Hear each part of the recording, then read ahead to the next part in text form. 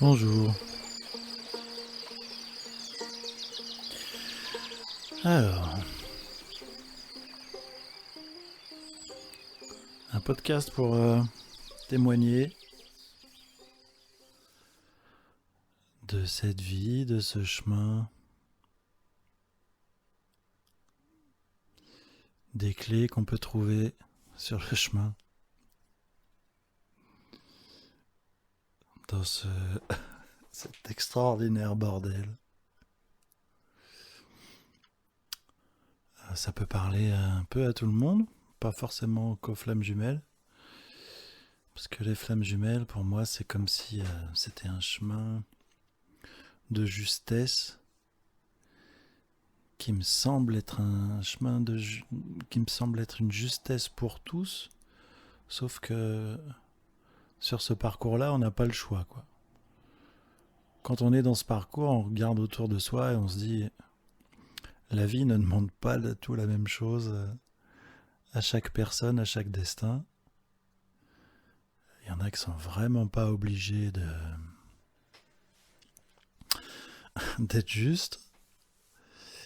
Tandis que quand on est sur ce parcours, il y a un moment où on n'a plus le choix. Et bon, c'est à partir de la reconnexion. Dès qu'on a rencontré l'autre, badaboum. Même si je dois reconnaître que j'avais toujours eu une exigence de justesse, mais sans pouvoir aller regarder mes blessures originelles. Du coup, j'étais juste, mais sur quelque chose de tordu. Et on doit réajuster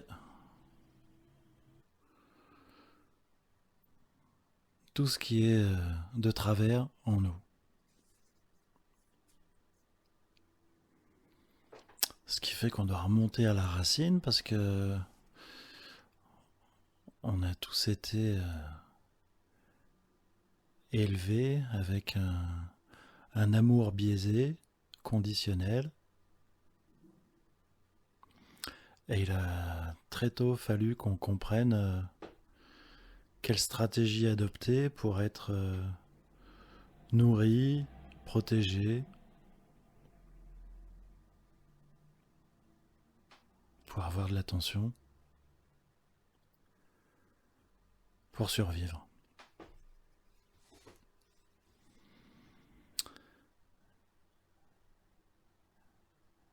Et petit à petit, toutes ces torsions, tous ces biais, on les oublie, on se construit là-dessus, sur un truc tout tordu.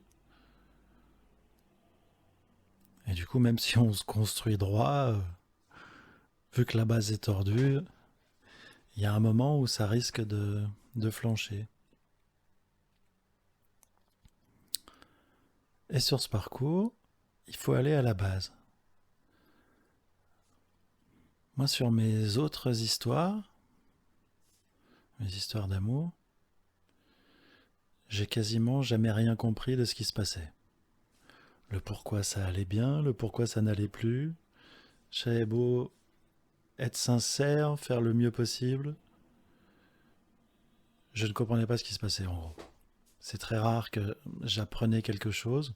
De temps en temps, j'apprenais quelque chose et quand je le mettais en pratique, ça marchait pas forcément en fait parce que ça correspondait pas au biais de la personne qui était avec moi. Donc si j'apprenais quelque chose de juste, eh ben ça foutait encore tout par terre. Tandis que là, c'est quasiment le contraire. C'est qu'on est avec quelqu'un qui semble faire n'importe quoi, donc la personne qu'on appelle au départ runner polarité dominante yin, cette personne semble faire à peu près n'importe quoi, le pire de ce que vous pouvez imaginer qu'on vous fasse, mais quoi qu'elle fasse, ça révèle quelque chose de vous, en vous.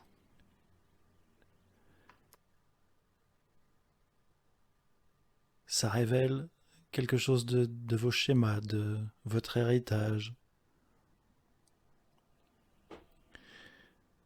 Du coup, c'est un truc de dingue, quoi. Mais pour une fois, on se dit, là, ça vaut le coup. Parce que là, quoi qu'il se passe, on peut construire là-dessus. Ça va guérir des choses, ça va construire une base saine, ça va quelque part. Donc celui qui au départ est le chaser, polarité dominante yang, il va être affamé de cette relation.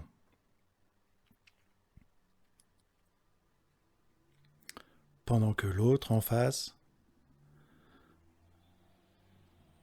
va se dire, c'est quoi ce cinglé? Barrons-nous.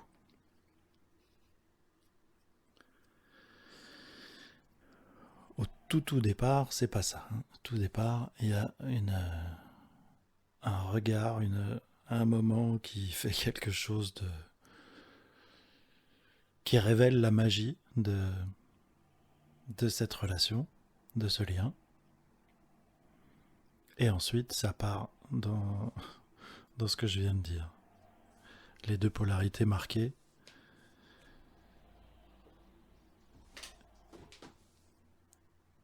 Un qui veut, l'autre qui veut pas. Et si le chaser est si affamé de cette relation, c'est que c'est ce qu'il cherche depuis le premier jour sur Terre. Et lui, il a conscience de la magie de ce lien, de la puissance, de la beauté de cet amour. Du coup, il ne comprend pas qu'on ne puisse pas avoir envie de vivre ça au quotidien. Les deux ne fonctionnent pas pareil et ne peuvent pas se comprendre. Ils ne peuvent pas se mettre à la place de l'autre. Même quand un chaser essaie de mettre toute sa bonne volonté, toutes ses capacités, toute sa ténacité, toute son analyse pour se mettre à la place de l'autre et trouver les blessures, trouver les problèmes qui font que l'autre ne veut pas la même chose ou n'a pas l'air de comprendre ou essaye de voir qu'est-ce qui lui fait peur. Ça ne marche jamais. C'est pas possible. Son rôle n'est jamais de se mettre à la place de l'autre, comme il a souvent fait avant. Pour la première fois, son rôle, c'est de se mettre qu'à sa place à lui. Et là, c'est le début d'un très gros travail. Et je voudrais revenir aussi sur cette histoire de biais originel quand on est. Pourquoi on est obligé d'essayer de comprendre comment fonctionnent nos parents, les adultes autour, de qui on dépend. Pour moi, le biais originel, c'est l'effacement de la mémoire d'avant la naissance. Et en fait, tous les humains sont en souffrance de ça sans le savoir. On peut regarder à peu près tous nos problèmes sous cet angle-là.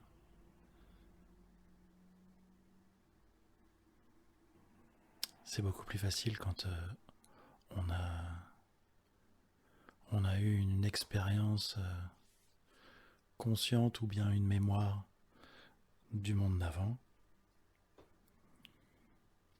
et de ce que représente cet amour inconditionnel duquel on vient, dans lequel on va. C'est qu'on est sidéré de ne pas le retrouver ici, de regarder partout autour de nous, de ne rien comprendre de ce qui se passe, de voir autant de froideur, de manque de vérité,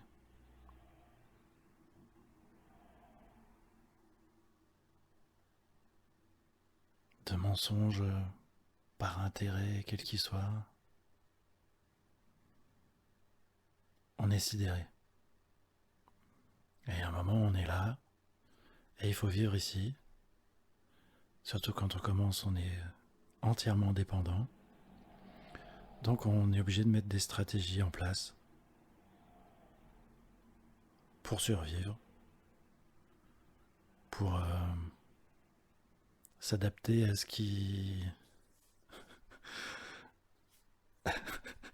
à ce que les humains ici ont l'air d'appeler amour, ou qui font comme. On est obligé d'apprendre ce faux langage, quoi.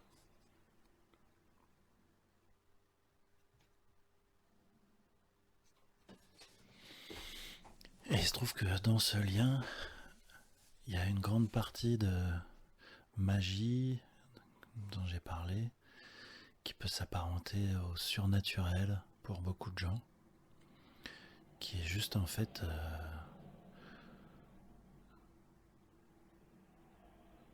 de retrouver le sens de la vie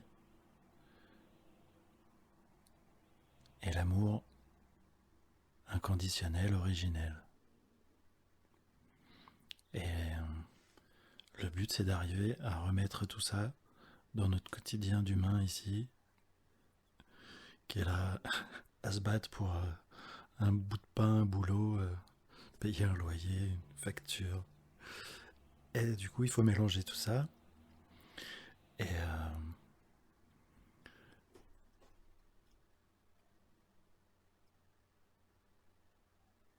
c'est comme si on devait retrouver la magie dans ce quotidien apparemment banal. Et quand on retrouve la magie dans l'autre monde ou à l'intérieur de soi, c'est très facile d'être fasciné au départ et du coup même d'être dépendant de ça. Et c'est une nouvelle addiction, ça peut. Et petit à petit, il faut que ça devienne commun et qu'on ne soit plus fasciné. C'est très important pour ne pas être le jouet de l'au-delà. Et pour moi, c'est encore l'autre qui va nous aider à ça, parce qu'on est tellement fasciné par cet amour que l'autre représente, que petit à petit, en fait, il faut arriver à ce qu'on ait toujours la même conscience de cette magie, tout en trouvant ça normal, en n'ayant plus une fascination. Et pour le chaser, par exemple, ça va être de ne plus s'oublier pour l'autre et d'arriver à être entièrement soi-même et de comprendre que la justesse en amour, c'est une partie de l'attention pour moi, une partie de l'attention pour l'autre, c'est pas tout donner.